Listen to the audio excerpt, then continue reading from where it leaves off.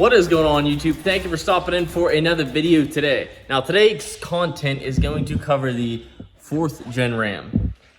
If you are new to the channel, this is the second or third build of this channel. This is a 2012 4th gen Cummins with the 6.7 on it.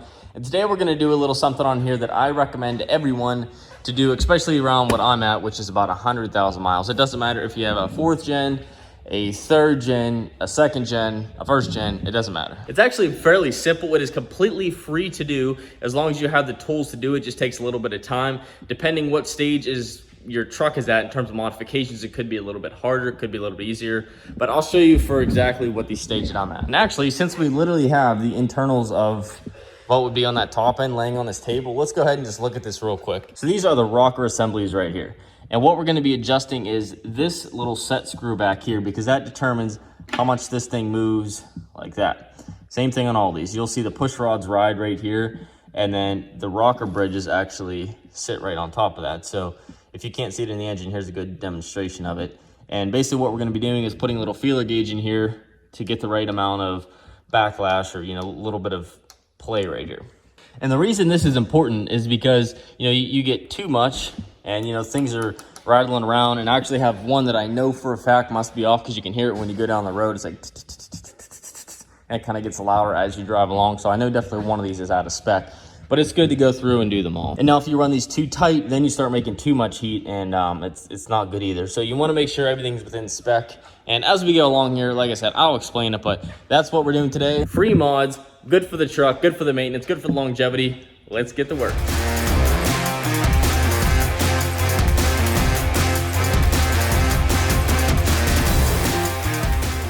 When you take care of your oil changes, nice amount of a little bit of soot when you don't take care of your oil changes. No bueno. Now we're down just to the valve train here. As you saw, first things that came off, to explain everything, this is the PCV system, and this is the filter. PCV, positive current case ventilation. You also see it as CCV. Different manufacturers kind of call it different things. But this filter's job is to separate the oil from the air. So normally you have obviously pressure building up in your crankcase a little bit, and this job is to filter that out without just dumping oil all over the place. So it kind of tries to separate it. You're supposed to replace this every now and then. They're even nice enough to give you a little part number on the front of that to go by, and you can see the filter media down into there. So it looks like little sponges. Next up, we had this, which is basically your valve cover. Nothing too fancy there. Next up was the little gasket that holds the actual injector harness. So each of these run to each injector, and then they all plug in right there. 2 little plugs on the actual truck side. Now I want to take a second to explain the importance of oil changes intervals. Not letting this thing go to 100,000 miles, not letting this thing go to 10,000 miles. But they said, the trucks that I can go to 10,000 miles. Oh, that may be true, but in our eyes, seeing it in the shop, oil is cheaper than a motor. Oil is cheap insurance compared to what you can get into a $10,000 engine replacement if you spun a main or something. So right here I have about 3,500 miles on this oil. You can see not too bad throughout here. Obviously you're gonna have some black. It's a diesel. Now I can wipe my hand on here, get some oil. It's a nice little puddle. So you can see the oil's black. Not too terrible. Where's my towel at? Right here. So you can see it's not, it's got some black to it, but I can wipe my hands into it. And then for the most part, pretty clean on my fingertips. Now let's go to a truck that had been neglected oil changes, and that's why it's here. So you can look onto here, this is just all completely black, this whole cover. If you look at mine, if you remember, kind of like a tan color, just from a little bit of the oil that was on there. Now here's the huge difference. If I put my finger into this oil, get it on my fingers, like that is dark as night. I wipe my fingers off, and it leaves that stain that I can't get that off my fingers. As hard as I try and rub, it does not come off of there. So that's kind of an easy way to check. Doesn't tell you the whole bill of health in the engine, but if you're getting a truck or something, pull the dipstick, put it in your fingers. How easily does that oil come off?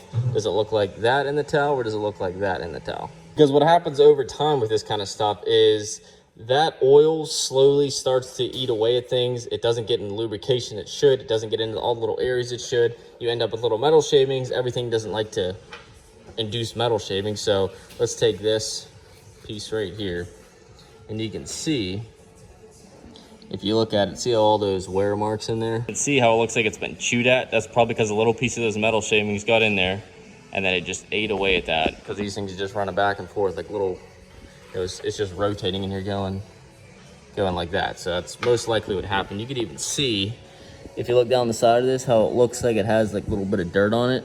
That's all just little metal shavings all throughout it. So oil is cheap, my friends. Parts are not. But enough of that rant. Let's go ahead and get on to actually getting this adjusted like we came here to do. To make this a little easier, I drew myself up a cheat sheet here. I have a tough time remembering this off the top of my head anyways. So what we're gonna do first is we're gonna rotate this engine until we see a top dead center mark that I'm gonna show you where it's at. And the intake and exhaust have to be loose on 1. So once we've done intake 1, 2, 3, exhaust 1, 3, 5, we'll go ahead and run that thing 360. And now we're gonna do intake 3, 5, 6, and exhaust 2, 4, 6. The forever never-ending battle of what valve last should I run? What should I do? What should I run for? I want 10, 20, 26. Factory on this truck is intake 10, exhaust 26. Given what's done to it, I'm going to run intake 10, exhaust 20, which puts it back to like the older 5.9 truck, stuff like that. The 26 lets it run a little hotter for this thing was bone stock. So the 20 is gonna be a little nicer for us on the exhaust side. It'll also quiet this thing up just a touch too. Especially because of my little tick that I was talking about, but also it, tightening that up makes all these little, just sound so much smoother and nicer once it's all said and done. Underneath the truck, it's actually worked out perfect. I was looking for that top dead center mark, and it's literally right where you guys can see it perfectly. So right here on this balancer, if you can see where it says TDC with a line on it in the middle of the screen, that means top dead center. So we actually only have to rotate this thing 180. So that little TDC is looking straight up at you when you're looking down at the harmonic balance. All right, so first thing we'll do is check if we have 1 and 1 open. In this case, you don't hear anything or feel anything. You may be able to hear this. That's how we know, something's open there. So going off our sheet, we're gonna do this one second since we have this one present right now. Top dead center. We're looking straight down through here. We can see it. So we are gonna do intake 3, 5, and 6. So intake 3, intake 4, 5, and then intake in the very back 6, way back in there. You guys probably can't even see. And then we're gonna do exhaust 2, which would be number 2 here, 4, and then way back again 6. So in this case, number 3 exhaust should be tight, and it is not. So that's probably one of the ones that's been giving us a little bit of noise. If I had to guess off the top of my head, I'd say this is the culprit for the little bit of noise that it's been making ticking wise. So we have our 2 feeler gauges here. We have 20 for the exhaust, then we have 10 for the intake side. So let's do intake 3 first. We'll go ahead and get this nut loose.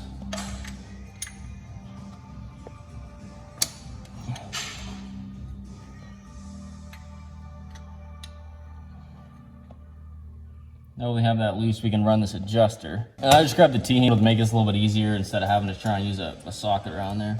So now we have that in, we're obviously way out of spec here. I'm gonna take our intake 10, should be this guy here, push it down in there, and then just kind of keep tightening this down. Actually get my wrench back on there.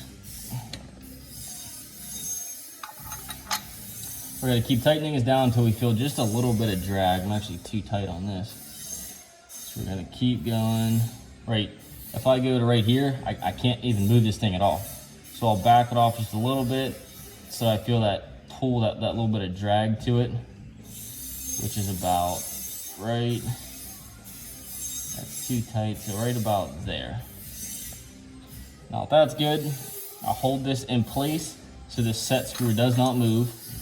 Then I'll take my jam nut and tighten that down.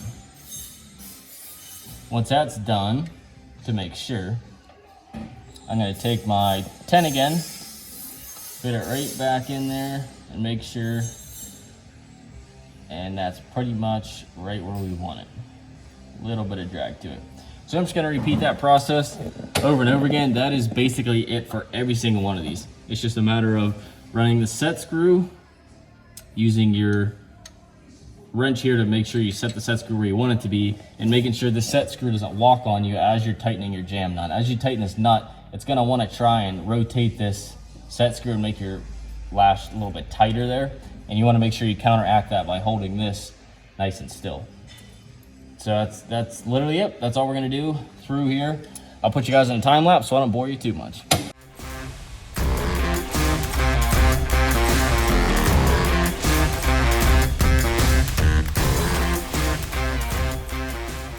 Now that we have all the exhaust and intakes done for where we're at, we're gonna rotate this 360. I didn't really give you guys a good view of this last time. See if I can find my pen light. Show you guys a little better of where exactly this harmonic bouncer, you can see it from as good of a view as I can get you guys. Right down, straight down, right below my flashlight there. You can see the Sharpie I drew on that, looks like the rusty piece. If you see the bolt right there, just to the left of it, you can see the harmonic balancer where I drew a little bit of Sharpie to it. And that's just me looking straight down and through here. So I'm gonna go ahead and rotate this 360, and then Jordan is gonna go ahead and tell me when exactly I hit that by looking straight down through. Well, she's all back together now, all put back into place. The only last thing is to do the oil, which I'm not gonna video because there's nothing really exciting about changing the oil on one of these trucks. The only fun thing is getting to the filter, which is up into there. The 10 to 12s aren't too bad, but the 13 to 18s, they kind of suck to get up into there. But without further ado, let's go ahead and fire this thing up so we can hear what it sounds like once it's all set and done.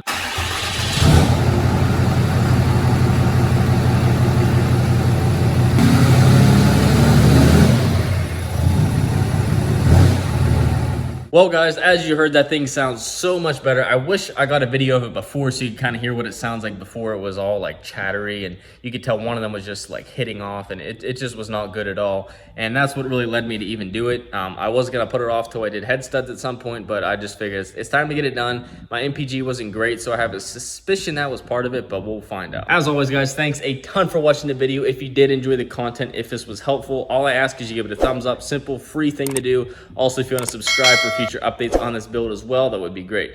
Thanks again guys for watching, and we will see you in the next video.